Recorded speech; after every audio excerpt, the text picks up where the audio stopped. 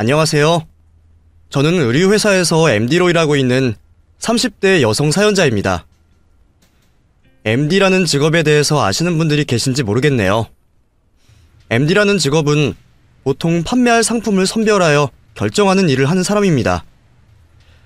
저는 의류회사에서 일을 하고 있으니 매 시즌마다 판매될 의류들을 결정하고 판매가 될 만한 품목들을 추천하는 일 같은 걸 하고 있죠.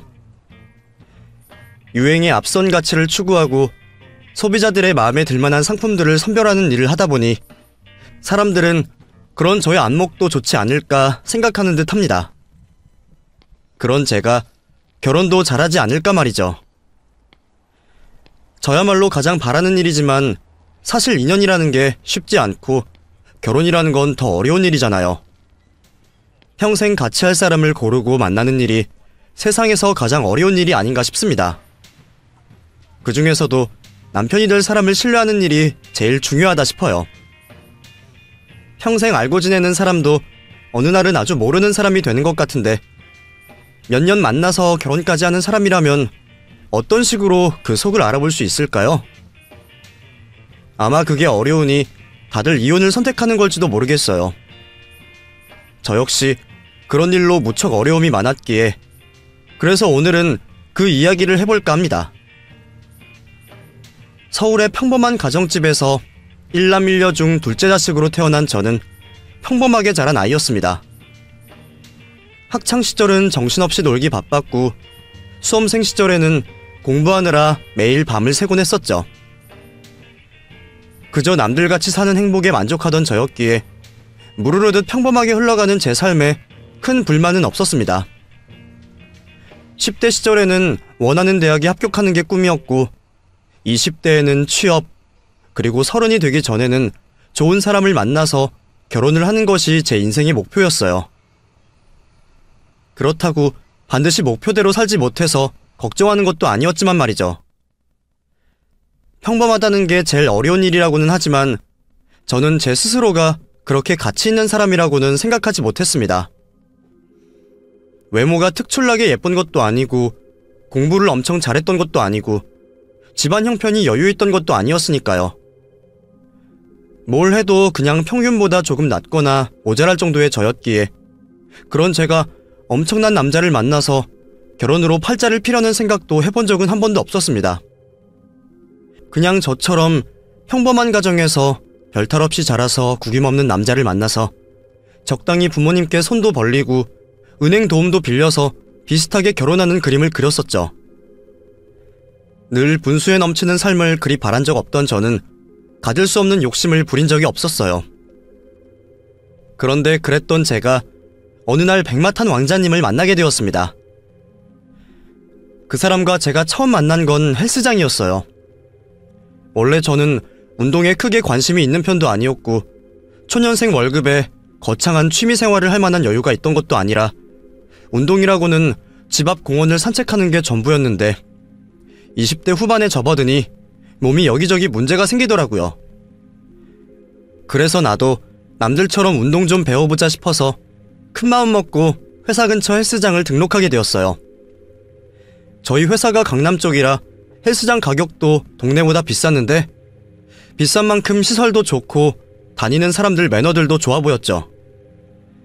돈만 생각하면 차라리 집 근처에 구하는 게 낫나 싶었지만 퇴근하고 피곤한 몸으로 동네까지 가서 운동을 할 자신이 없더라고요. 예전에도 큰마음 먹고 헬스장 등록을 했다가 귀찮음을 이기지 못해서 돈만 버렸던 기억이 있어서 이번에는 차라리 비싼 돈을 냈으니 아까워서라도 열심히 하지 않을까 생각하며 회사 근처 헬스장을 다니게 되었습니다. 저도 몇 년째 의류회사를 다니느라 자기관리 정도는 하고 산다 생각했는데 강남 헬스장을 다녀보니 저는 참 초라하기 그지없더라고요. 거기 여자들은 전부들 연예인 정도 되는 것처럼 반짝반짝 완벽해 보이고 남자들도 다들 하나같이 멋있었습니다. 그리고 그렇게 운동을 끝낸 사람들은 전부 외제차를 타고 나가더라고요. 외제차 몰고 운동 다니는 사람들과 지하철 타고 한참 걸려 집에 가야 하는 내가 한 공간에 있다는 게 괜히 주눅이 들기도 했고 다른 여자들이 딱 보는 운동복에 몸매 자랑하는 동안 헬스장에서 나눠주는 벙벙한 티셔츠에 몸을 감춘 제가 부끄럽기도 했어요. 하지만 늘 자기 분수를 잘 알았던 저는 별 생각 없이 운동에 집중하기로 했죠. 헬스장을 끊으면서도 PT는 너무 비싸서 혼자 운동을 해보려는데 처음 하는 운동이라 그런지 마음같이 되지는 않았어요. 그런데 언젠가부터 그런 저를 옆에서 도와주는 사람이 나타났습니다. 돈 아까워서 뽕을 뺄 생각을 하던 제가 거의 매일 헬스장을 찾았었는데 그분도 언젠가부터 매일 같은 시간에 마주치다 보니 자연스럽게 가까워질 수밖에 없었죠. 우연히 매번 같이 운동을 하게 되었던 그 남자분은 키도 크고 깔끔하게 생긴 훈남이었습니다. 운동을 오래 했는지 단단한 몸이 자기 관리를 무척 잘하는 사람인 것 같더라고요. 그래서 맨날 러닝머신만 뛰고 기구 활용을 잘할 줄 모르는 저한테 먼저 말을 걸었던 것도 그 남자였어요. 혹시 헬스장 이용 처음이시면 제가 좀 도와드릴까요? 괜히 운동하는 사람 방해하는 건 아닌가 싶어 미안하기도 했지만 누구보다 가르침이 절실했던 제가 공짜 PT를 거절할 리 없었죠. 그렇게 저는 그분의 도움으로 기구들을 익히고 운동을 배우기 시작했고 도움받는 일이 많아지다 보니 괜히 죄송한 마음에 가끔씩 커피를 사기도 했었어요. 그러다 카페에 같이 가기도 하고 앉아서 얘기를 하기도 하고 그렇게 본의 아니게 그 사람과 개인사까지 나누며 부쩍 친해지게 되었죠. 그렇게 알게 된 진성씨는 참 여러모로 대단한 사람이었습니다. 젊은 시절에는 유학도 다녀왔고 회사에서도 중요한 직책을 맡으며 젊은 나이에 인정받는 사람이었어요. 얘기를 나누다 보면 아는 것도 많은 것 같고 유머도 있는 편이었죠. 거기다가 관리를 열심히 하셨는지 엄청 동안이었더라고요. 처음에는 저랑 또래처럼 보여서 동갑이나 한두 살 정도 차이 나는 줄 알았더니 나이가 저보다 무려 6살이나 더 많다더라고요.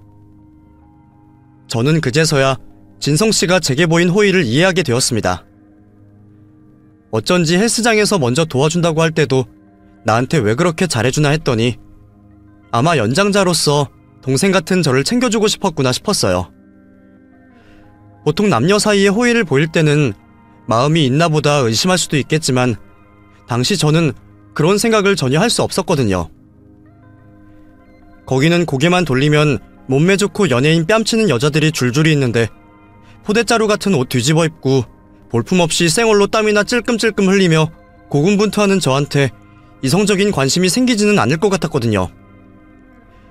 게다가 진성씨같이 모든 게 아쉬울 것 없는 남자가 저 같은 평범하고 무난한 여자한테 관심이 있을 거라는 생각이 전혀 들지 않았습니다. 그래서 저는 오히려 진성씨가 더 편했어요. 그냥 좋은 지인이 생겼다 싶었거든요.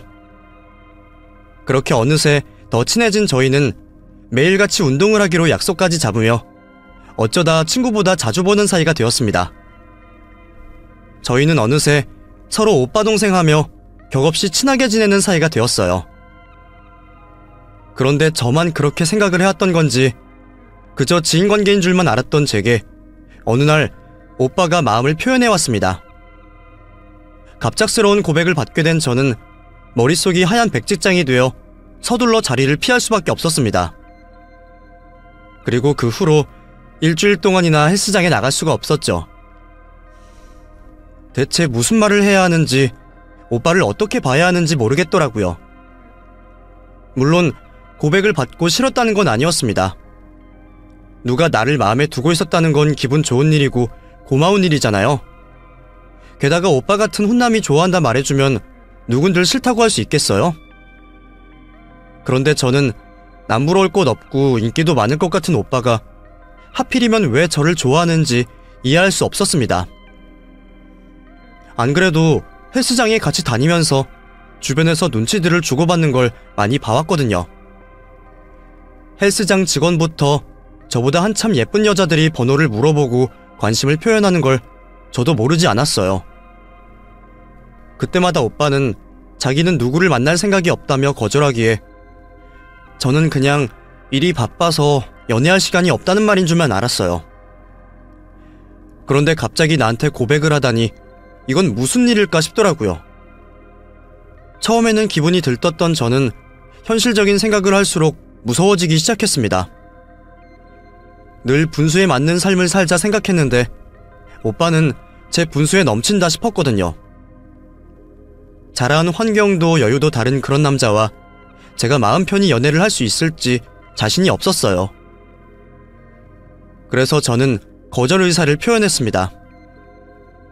그 말을 하기까지 얼마나 고민이 많았는지 몰라요. 거절을 했다고 자존심 상했을지도 모른다 싶었거든요.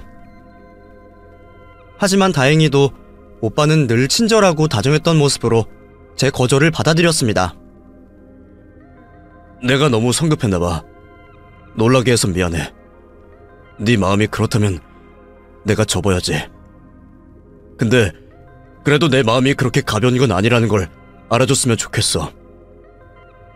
연주 너는 너를 너무 과소평가하는지 모르겠지만 내 눈에 연주 너는 충분히 사랑스럽고 사랑받을 만한 자격이 있는 사람이거든.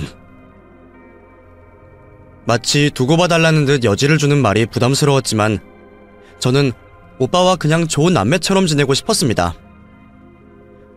애초에 오빠가 그 나이에 연애만 할 수 있는 나이도 아니고 결혼까지 생각한다면 그 자리는 더더욱 저한테 부담스러울 것 같았거든요. 그 후로도 오빠는 여전히 저한테 잘해줬어요. 동생처럼 챙겨주고 연인처럼 걱정하고 제가 이미 고백을 받았어서 그런지 몰라도 이제는 그 호의들이 누가 봐도 좋아하는 남자가 여자에게 하는 행동들처럼 보이더라고요. 하지만 저는 애써 그 마음을 모른 척할 수밖에 없었습니다. 내가 뭐 대단한 사람도 아니고 나 같은 여자한테 구수한 매력이라도 느꼈던 거라면 그런 매력은 금방 잊혀질 거라 생각했거든요. 그런데 시간이 지나고 계절이 바뀌도록 그 사람은 여전히 변함이 없었습니다. 분명 나랑 다른 세상에 사는 사람이라 생각하고 날 금방 진료할 줄 알았는데 그게 아니었던 거죠. 심지어 오빠는 제가 자기랑 만날 생각이 없다고 밀어낸다는 걸 알면서도 저한테 다른 말 한 번 없이 묵묵히 저를 기다려주고 있었습니다. 헬스장에서 처음 만나 알고 지낸 지도 벌써 2년이 되었는데 그동안 한 번도 변함없이 말이죠. 그제서야 저는 그 사람이 나한테 가벼운 마음으로 고백한 게 아니라는 걸 알게 되었습니다. 사귀는 사이에도 반년만 지나면 서로 물고 뜯고 쉽게 남이 되는 요즘 세상에 짝사랑을 그렇게 기다리는 사람이 몇이나 있나 싶었던 거죠. 저도 사실은 오빠를 좋아하는 마음이 있었기 때문에 결국 분수에 넘치는 그 남자를 만나보기로 결심했습니다. 제가 오빠의 마음을 받아주었던 날, 오빠는 너무나 기뻐하며 제게 앞으로의 행복을 약속해 주었어요. 내 마음 받아줘서 정말 고마워, 연주야.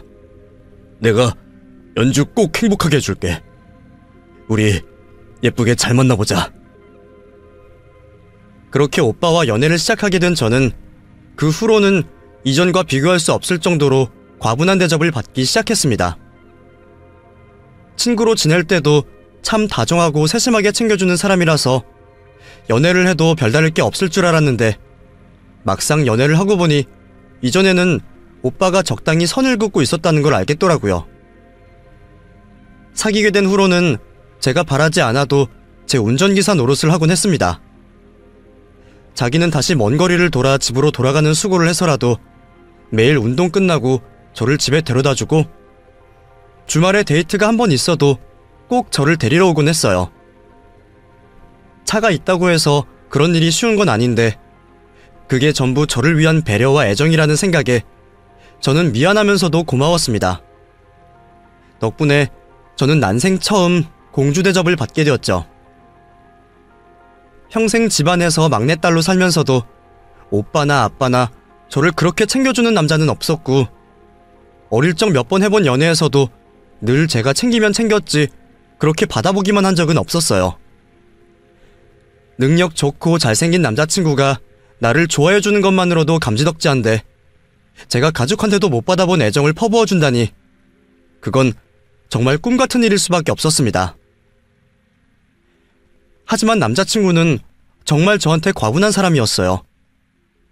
연애하기 전에는 그냥 집에 여유가 좀 있는 정도라고 생각했었는데 알고 보니 부모님께서 치과병원을 크게 하시고 자식들 명의로 건물 한 채씩 해주실 정도로 여유가 있으신 분들이시라 하더라고요. 그 정도인 줄 몰랐던 남자친구의 재력과 집안 배경을 알게 된 저는 남자친구가 더 부담스러울 수밖에 없었지만 만나보기로 한 이상 그런 문제로 헤어질 수는 없었습니다. 하지만 저희가 만남을 이어가는 동안 그 사람이 저한테 얼마나 과분한지는 매일 자연스럽게 깨닫게 될 수밖에 없었고 괜히 주눅이 들기도 했습니다. 그런 사람이 나를 좋아한다는 게 쉽게 믿어지진 않았지만 남자친구가 제게 보이는 행동들로는 그 사람의 마음이 충분히 느껴질 수밖에 없었죠. 그렇게 만남을 거듭하면서 저와 남자친구 사이에도 신뢰가 생기게 되었고 남자친구는 저와 결혼까지 하고 싶어 했습니다. 남자친구 쪽 집안에서도 제 존재를 알고 계시고 만나기를 고대하신다는 걸 알게 되었죠. 그동안 내가 집에 여자 데려간 적이 없어서 부모님도 무척 놀라신 모양이야. 결혼하고 싶은 사람이 있다고 하니까 못 기다리시겠나봐. 나는 천천히 보여드리려고 했는데 가족들이 너무 성화시네. 혹시 괜찮으면 집에 인사 한번 갈래? 아무래도 오빠가 나이가 있다 보니 부모님께서 결혼을 서두르고 싶어 하신 듯 했습니다. 그것도 그러실만 했던 게 동생은 몇 년 전에 결혼을 해서 가정을 꾸린 상황이었거든요. 차남은 벌써 결혼해서 잘 지내고 있는데 이제 30 중반이 훌쩍 지난 장남이 여태 혼자였다는 게 걱정이 많으셨겠죠. 남자친구 말로는 그동안 결혼하고 싶은 여자가 없어서 결혼 생각이 없었다는데 그래서인지 제가 더 궁금하신 듯 했어요. 솔직히 부담스럽기는 했지만 그 말을 거절할 수도 없었어요. 혹시나 저를 못마땅해 하셔서 반대를 하실 거라면 차라리 일찍 매를 맞는 게 낫다 싶었거든요. 남자친구는 부모님이 무조건 저를 좋아해 주실 거라 했지만 저는 그 말을 곧이곧대로 믿지는 않았습니다. 애초에 자기 자식 앞에서 결혼 반대할 거라 말할 부모도 없을 것이고 자식 입장에서 자기 부모님을 그렇게 매정하게 생각할 수도 없을 테니까요.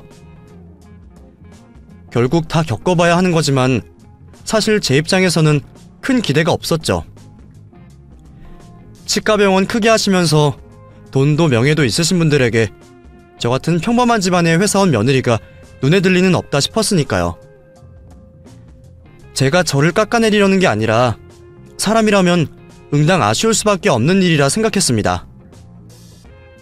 그렇게 남몰래 긴장을 잔뜩 한 채로 저는 예비시댁에 인사를 드리러 가게 되었습니다.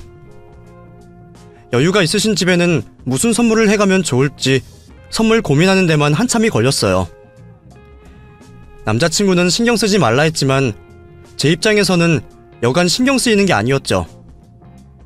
돈도 있으시니 비싼 걸 사간다 한들 마음에 드실 것 같지도 않고 제가 그분들 수준에 맞출 여유도 없었으니까요.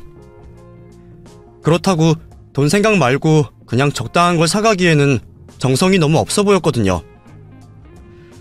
한참 고민하던 저는 결국 적당한 과일 바구니와 함께 직접 만든 다과를 준비해 가기로 했습니다. 어서 와요. 여기까지 오느라 수고했어요. 어머니, 이거 연주가 들고 온 선물이래요. 뭐? 아니, 손님으로 불렀는데 무슨 선물을 다 사왔어. 미안하게. 그냥 와도 되는데 고마워요. 이거 연주가 직접 만든 거래요. 이따 식사 끝나고 같이 먹어요. 별건 아니고 제가 취미로 이런 걸 만드는 걸 좋아해서요. 쌀로 만든 쿠키랑 빵이에요. 어머님, 아버님 건강 생각해서 몸에 좋은 재료들로만 만들어봤는데 입에 맞으실지 모르겠어요.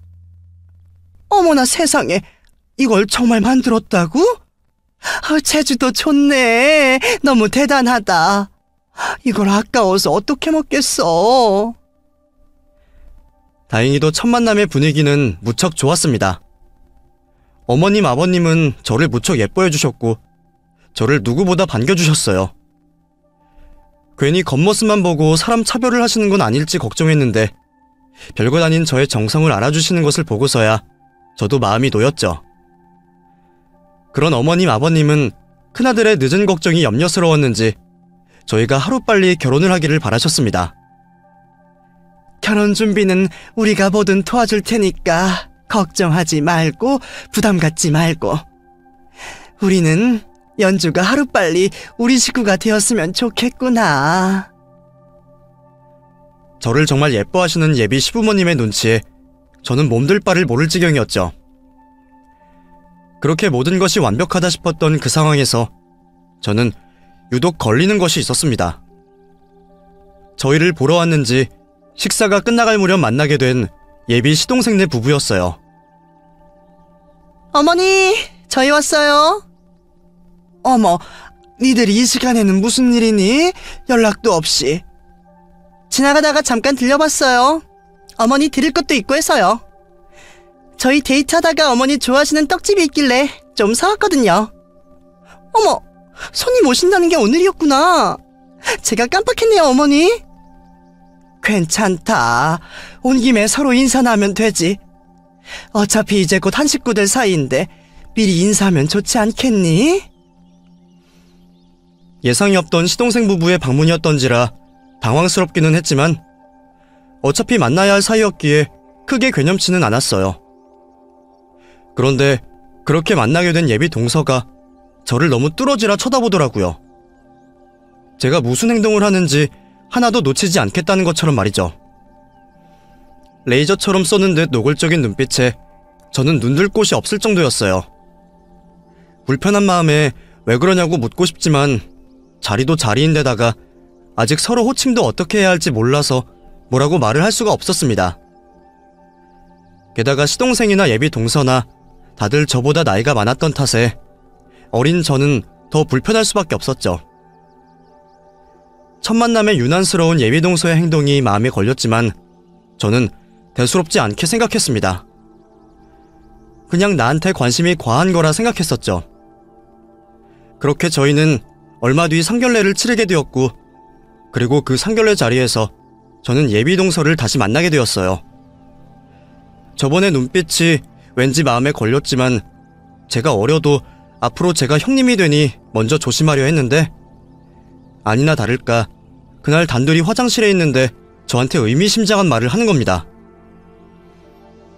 근데 연주씨는 이 결혼 괜찮을 거라 생각해요? 둘이 결혼하면 정말 행복해질 수 있을 것 같아요? 네? 그게 무슨 말씀이세요?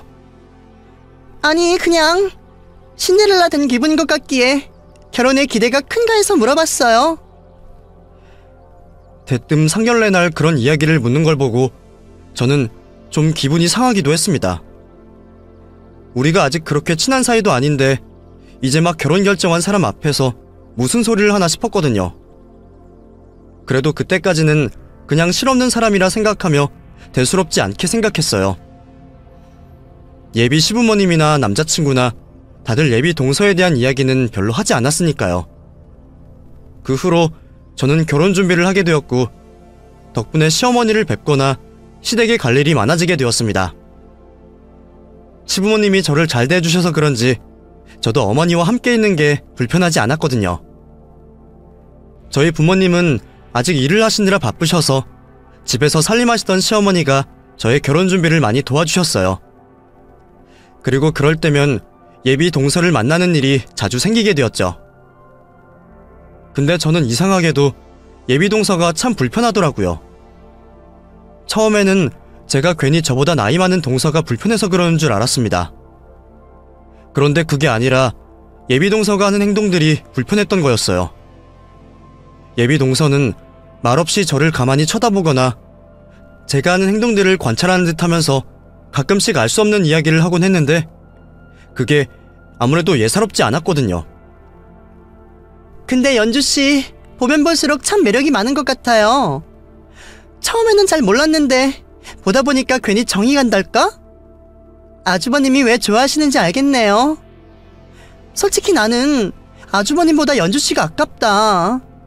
연주씨가 내 동생이면 이 결혼 말렸을 것 같아요. 처음에는 그런 말이 그냥 제 칭찬인 줄만 알았습니다. 그런데 자꾸 듣다 보니 뭔가 이상하더라고요. 제가 아깝다면서 결혼을 말린다거나 한 번은 저한테 진지한 표정으로 왜 어린 나이에 결혼을 하려고 하냐 하더라고요. 근데 연주씨, 이 결혼 진짜 해야겠어요? 너무 걱정이다. 대체 뭐가 걱정인지 무슨 소리인지 설명은 안 해주면서 저를 볼 때마다 혼잘말처럼 저런 이야기를 하다 보니 머리가 복잡하더라고요. 나한테 무슨 하고 싶은 말이 있어서 저러는 건지 아니면 괜히 나이 어린 형님 앞에 미리 텃세를 부리는 건지 말이에요. 그러다 어느 날 저와 예비 동서가 단둘이 남겨졌던 사이 동서가 심각한 표정으로 절 붙잡고 이야기를 하는 거였어요. 연주씨, 그동안 내가 했던 얘기 가볍게 생각하지 마요. 내가 차마 진실을 말할 수가 없어서 그러는데 이 결혼 연주씨한테 좋을 거 없어요. 이 결혼 다시 생각해보면 안 될까? 제가 정말 친동생처럼 생각돼서 그런다며 진지하게 당부를 하는 그 말에 저는 당황스러울 수밖에 없었죠. 그냥 농담으로 넘기기에는 그날 그 말은 정말 저를 걱정하는 것 같았거든요. 내가 결혼을 하면 안 되는 이유라도 있는 건지 그 진실이 진심으로 알고 싶었어요. 하지만 자기는 결국 그 집 식구들이라며 말을 못한다는 이유로 진실을 들을 수는 없었습니다. 그게 너무 찝찝했던 저는 결국 고민 끝에 남자친구에게 상황을 이야기할 수밖에 없었어요. 동서가 그런 이야기를 하는 이유라도 있는 건지 정말 결혼을 할 수 없는 이유가 있을지 남자친구에게 듣고 싶었거든요. 재수씨가 그랬다고? 여러 번 그랬다니까? 어머니 안 계실 때마다 나한테 후회하지 말고 결혼 생각 다시 하라고 그러더라고. 혹시 오빠 나한테 뭐 숨기는 거 있어? 숨기다니. 내가 너한테 숨길 게 뭐가 있어. 그런 거 없어. 근데 왜 현정씨가 자꾸 그런 말을 해? 나 괜히 불안해 오빠. 그러게 말이다. 나도 재수씨가 대체 왜 그랬는지 모르겠다. 재수씨한테 내가 말해볼 테니까 너무 걱정하지 마. 그냥 별것 아닐 수도 있고 뭐 먼저 결혼한 입장에서 농담하는 걸 수도 있지. 원래 재수씨가 좀 실없는 구석이 있어. 사람이 가볍달까? 저는 고민 끝에 이야기를 꺼냈지만 남자친구는 대수롭지 않게 반응했어요. 오히려 예비 동서가 성격이 좀 이상하다며 아무렇지 않게 이야기를 하더라고요. 차라리 이상한 짓이라며 화를 냈으면 이해가 되었을 것 같은데 평소에 남자친구답지 않게 너무 무심한 반응이 저는 더 이상하다 싶었습니다. 평소에는 제가 무슨 말을 해도 가볍게 생각하지 않던 사람이었는데 결혼 관련해서 불안하다는 제 말에도 너무 걱정이 없는 게 이상했거든요. 그게 조금 찝찝했지만 그래도 남자친구를 믿었던 저는 남자친구를 믿고 넘어가게 되었습니다. 그런데 이상하게도 제가 그날 이후로 예비 동서를 다시 만날 일이 없어지고 말았습니다. 시댁에 들러도 어머니를 만나도 늘 있던 사람이 어느 순간 자취를 싹 감춰버렸더라고요. 혹시나 싶어 어머니한테 여쭤봐도 바쁠 거라는 얘기만 하시고 괜히 말을 돌리셨어요. 그게 왠지 이상했던 저는 괜히 불안한 마음에 동서를 직접 만나보고 싶었습니다. 동서가 왜 그런 말을 했는지 지금이라도 듣고 싶었거든요. 그래서 저는 남자친구에게 예비 동서를 만나고 싶다 전했는데 남자친구는 제가 그 사람을 만날 필요가 없다며 딱 잘라 거절을 하는 거였죠. 됐어. 연주 네가 재수씨를 따로 봐서 뭐해. 어차피 그동안에 또 불편했었다며. 이상한 얘기하는 것도 왜 그러는지 모르고 아직 호칭 정리도 안 됐는데 그것 때문에 연주 네가 괜히 무시당하는 것도 싫어. 어차피 결혼하고서도 자주 볼 일 없을 텐데 만날 필요 없어. 그래도 가족들 사이에 만나서 얘기는 할 수 있잖아. 나도 대체 나한테 왜 그런 말을 했는지 괜히 이유가 궁금해서 그러지. 그리고 갑자기 맨날 보이던 사람이 안 보이니까 걱정이 되잖아. 됐다니까 그래. 쓸데없는 데 신경 쓸 필요 있어? 그러지 말고 연주 너는 결혼 준비만 하자. 응? 제가 걱정돼서 그러는 건지 제가 동서를 만나는 게 걱정되는 건지는 모르겠지만 제가 직접 예비 동서를 만나고 싶다는 얘기에도 남자친구는 제게 동서 연락처를 알려주지 않았습니다.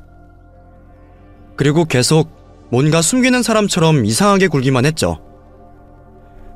그리고 얼마 뒤 저는 갑작스러운 예비동서의 연락을 받게 되었습니다. 자기가 꼭 할 말이 있으니 남자친구에게 말하지 말고 혼자 나오라더라고요. 저번부터 자꾸 저를 혼란스럽게 하는 탓에 이번에는 또 무슨 말을 하려는 건가 걱정이 되면서도 궁금한 마음에 저는 그 자리에 나갈 수밖에 없었습니다. 그렇게 예비동서와 만나게 된 저는 동서에게서 놀라운 이야기를 듣게 되었습니다. 제가 오늘 왜 보자고 했는지 아세요? 예? 아니요. 무슨 일로 보자고 했을까요? 역시 아주버님한테 아무것도 못 들으셨구나. 어차피 곧 알게 되실 텐데 뭐 그렇게 숨기셨을까요? 저 남편이랑 이혼했어요. 이혼이요? 서방님이랑 이혼하셨다고요? 갑자기 왜요? 어머, 정말 몰랐구나. 나는 그래도 그때 그 이후로는 알고 계실 줄 알았거든요. 하긴 그 집 식구들이 원래 좀 그래요. 자기 식구들끼리 똘똘 뭉쳐서 며느리 배척하고 왕따시키고. 그렇다고 그걸 언제까지 숨기려고 그랬을까요? 네? 설마요. 그냥 아직 제가 식구가 아니라 말하기 곤란스러웠겠죠. 어차피 결혼하면 알게 될 텐데요. 그러니까요. 머지않아서 알게 될 수밖에 없을 텐데 굳이 말을 안 하는 이유가 뭐겠냐고요. 뭔가 이상하다 싶지 않아요? 가만히 보면 연주 씨는 참 순진하고 사람이 구김이 없는 것 같아요. 내가 전에도 결혼 다시 생각해보라고 얘기했는데 이렇게 버티고 있는 거 보면 순진한 게 아니라 세상 물정을 모르는 건가? 계속 의문스러운 이야기만 하는 탓에 저는 당황스러웠습니다.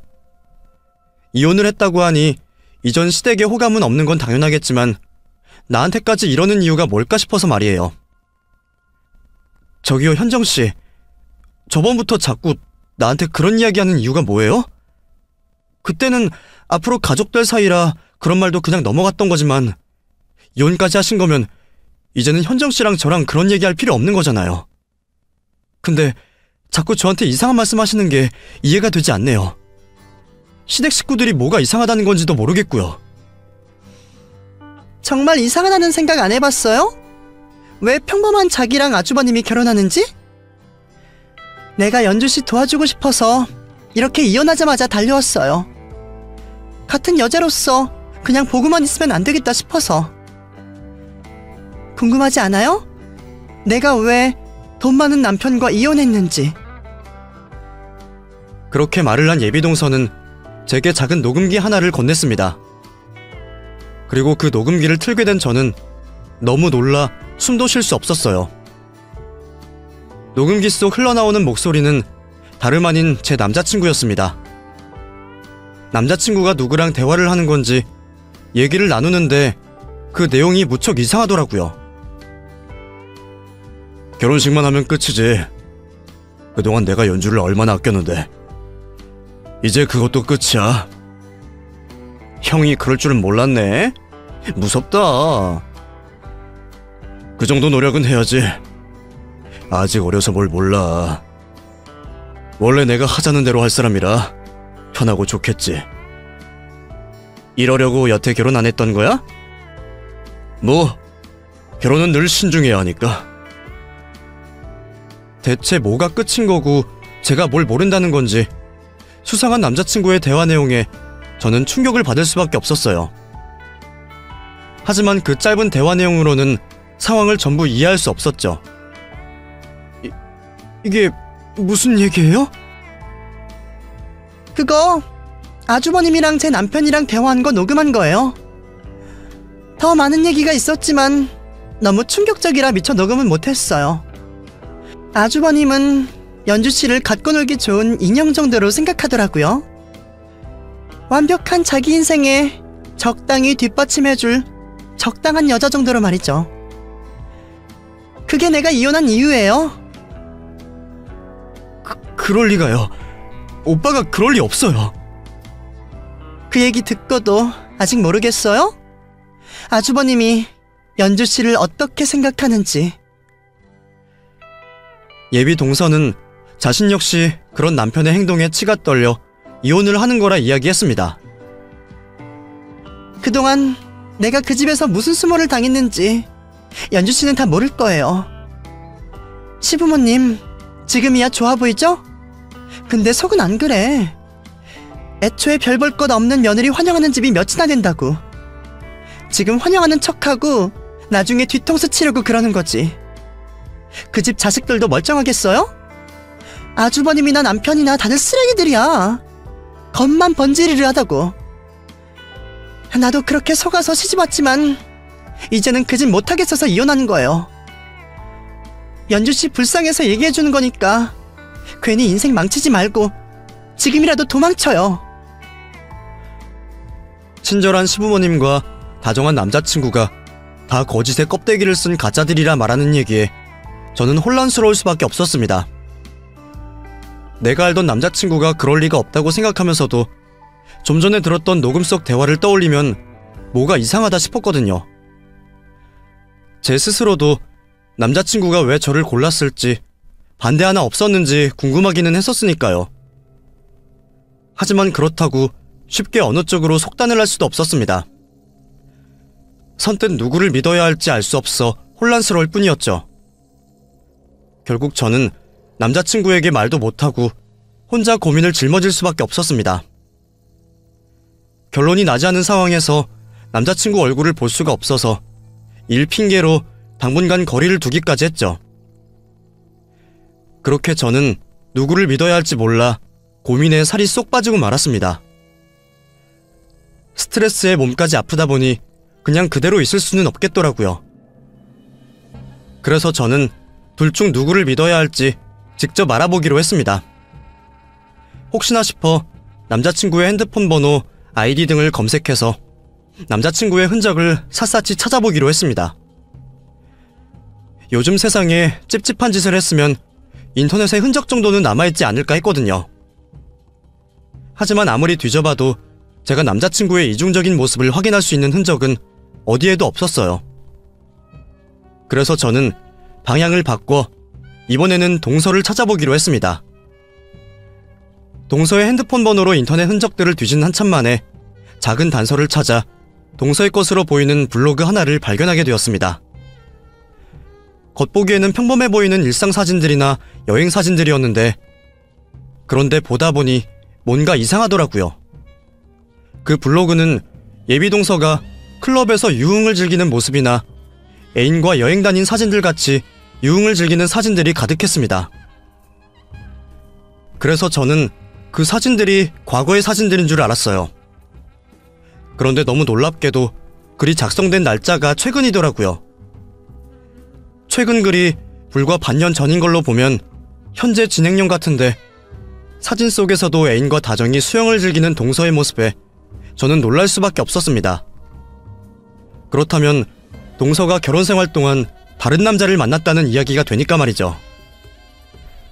이게 동서의 실체였나 싶었던 저는 머리를 한 대 얻어맞은 기분이었습니다. 그제서야 뭔가 이상하다 싶은 생각을 하게 된 전 고민 끝에 남자친구에게 예비 동서의 이야기를 꺼내게 되었죠. 동서의 실체만큼이나 제가 들었던 녹음도 걱정이었지만 남자친구의 실체를 마주하더라도 제가 직접 얘기를 하는 게 맞다 싶었거든요. 오빠, 서방님 이혼했어? 어? 그걸 네가 어떻게 알았어? 진짜구나. 근데 왜 얘기 안 했어? 나한테는 그냥 현정씨 신경 끄라는 말만 했잖아. 날 속인 거야? 그게 아니라 우리 결혼 앞두고 괜히 안 좋은 이야기 하기가 좀 그랬어. 그리고 이혼 확정도 나기 전이었고 협의이혼해서 조정기간이 있는데 그 사이에 재결합하기도 하니까 확실해지기 전에 말을 하기가 좀 그랬지. 그럼 그 둘이 왜 이혼한 거야? 이유가 뭔데? 그냥 뭐 성격 차이 그런 거지. 그래? 서방님이나 시부모님이 온갖 잘못을 하신 건 아니고? 동서가 그러더라고. 시댁 식구들 전부 가식덩어리들이고 다들 친절한 척 연기하는 거라고. 서방님이나 오빠도 뒤에서는 못된 짓 하고 다니는 쓰레기라 그러던데? 뭐? 재수씨가 그런 소리까지 했다고? 연주, 너 설마 그 말 진짜 믿은 건 아니지? 혹시 그래서 그동안 일핑계로 나 피했던 거야? 몰라. 나도 뭘 믿어야 할지 모르겠어. 그 사람이 녹음까지 들려줬단 말이야. 오빠가 결혼만 하면 끝이라고. 내가 아직 어려서 모른다고. 나를 무슨 물건처럼 이야기하는 걸 들었단 말이야. 저의 고백에 남자친구는 무슨 말이냐며 이해를 하지 못했어요. 자기는 절대로 그런 이야기를 한 적이 없다는 거죠. 그래서 저는 제가 직접 녹음했던 동서의 녹음 내용을 들려주었습니다. 사실 동서가 녹음기를 꺼낼 때 제가 혹시 몰라서 제 휴대폰으로 그 대화를 녹음해두었거든요. 그 녹음을 듣자 남자친구는 기가 막히다며 머리를 뜯었습니다. 그리고 그 길로 곧장 저를 데리고 서방님을 찾아가더라고요. 제 녹음을 듣게 된 서방님 역시 녹음의 내용을 듣고 깜짝 놀라기는 마찬가지였습니다. 진짜 당황하는 반응에 저는 더 혼란스러웠죠. 아무래도 현정이한테 당했나 보다. 그럼 재수씨가 이걸 조작이라도 했다는 거야? 어떻게? 사실 전에도 이런 일이 있었어. 내가 말하는 내용을 녹음해서 앞뒤 자르고 이어붙여서 조작을 했더라고. 그리고 그걸로 처가댁에 가서 내가 바람이 났다고 웬 여자랑 다정스럽게 얘기했다고 그런 거야. 사실은 병원 사람들이랑 진료 예약 잡았던 건데 내가 여자랑 여행을 간다는 거지. 이것도 자세히 들으면 좀 이상하잖아. 주어는 없고 목적도 없고 뭔가 그럴듯한 뉘앙스만 있지 않아? 이거 그날 형이랑 나랑 결혼 축하하면서 술 마실 때 녹음했던 것 같은데 미안해. 형까지 이런 일 겪게 해서. 알고 보니 그게 전부 동서가 꾸몄던 짓이었더라고요. 전에도 이미 한번 당해본 서방님이 치를 떨며 설명을 해주셨습니다. 그제서야 저도 대화 내용이 뭔가 이상하다는 걸 깨달을 수밖에 없었어요. 중간중간 말이 매끄럽지 않은 게 여러 번 들어보고서야 알겠더라고요. 서방님은 결혼 생각을 한 형이 신기해서 제 이야기를 물어보았고 남자친구는 제 칭찬을 하며 좋은 말만 했습니다. 그런 닭살스러운 말에 서방님이 놀랐던 거고요. 그리고 저와 남자친구는 그 자리에서 서방님이 이혼한 진짜 이유를 알 수 있었습니다. 동서 말처럼 도련님 탓에 이혼을 한 게 아니라 전부 그 여자의 잘못들 때문이었더라고요. 원래 의부증, 의심병 그런 게 좀 있었어요. 그래서 가짜 증거까지 만들면서 엄한 사람을 죄인 만들더니 언젠가부터 자기가 더 수상한 짓을 하고 다니더라고요. 나더러 바람이 났다고 그러더니 정작 자기가 바람을 피고 다녔던 거죠. 사실 알게 된 건 1년쯤 됐고 정리한다고 그래서 한 번은 용서하기로 했어요. 하지만 부부 사이는 별로 안 좋았죠. 근데 그 와중에 형수님한테 자꾸 이상한 소리를 하고 남의 결혼에 재뿌리려고 하는 거죠. 그래서 그 일로 크게 싸우다가 결국 쌓인 게 터져서 합의 이혼을 하기로 한 거예요. 소송하고 싶었지만 불륜 증거가 없었거든요. 뒤늦게서야 사실을 전부 알게 된 저는 너무 황당해서 말이 나오지 않았습니다. 설마 아무 상관없는 나한테 굳이 거짓말을 할 이유가 뭐가 있겠냐 싶어서 그 여자 말을 가볍게 생각하지 못했는데 자기가 스스로 파탄낸 결혼 생활을 비관해서 결혼을 앞둔 제게 억하심정으로 그런 짓을 했던 모양이었어요. 자기가 이혼하는 마당에 제가 행복한 결혼을 하는 게 꼴보기 싫었던 거죠. 그래서 괜히 죄 없는 사람들을 음해하고 저한테 그런 거짓말까지 했었나 봅니다. 그제서야 저는 그 여자 때문에 제가 파혼을 했으면 어떻게 됐을지 끔찍하기만 했습니다. 남자친구와 서방님도 그 여자를 무척 괘씸하게 생각했죠.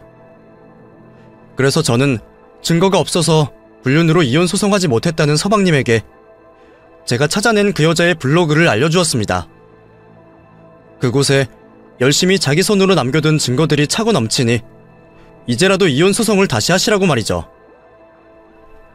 결국 시부모님까지 그 일을 알게 되시면서 서방님은 이혼 소송과 상간남 소송을 다시 진행하게 되었습니다. 덕분에 그 여자는 말 한마디 잘못했다가 재산 분할까지 다시 하고 위자료까지 내야 했죠. 그리고 저는 그 후 마음 편히 결혼식을 올릴 수 있었습니다. 덕분에 무사히 결혼을 한 지금은 다행히 아무 걱정 없이 잘 지내고 있어요. 남편은 결혼 전부터 제가 그런 일을 겪은 게 미안한지 더 잘해주려 하고 시부모님도 여전히 저를 예뻐해주고 계세요. 그리고 얼마 전 서방님은 다시 좋은 인연을 만나신 것 같더라고요. 그 후로 그 여자가 다시 저한테 연락을 하거나 그 여자 소식을 들을 수는 없었지만 앞으로 제가 다시 볼 일 없는 인연이기에 사연을 마지막으로 나쁜 기억은 잊어버리려 합니다. 그럼 제 이야기 들어주신 분들께 행복을 기원하며 제 이야기를 마치겠습니다. 감사합니다.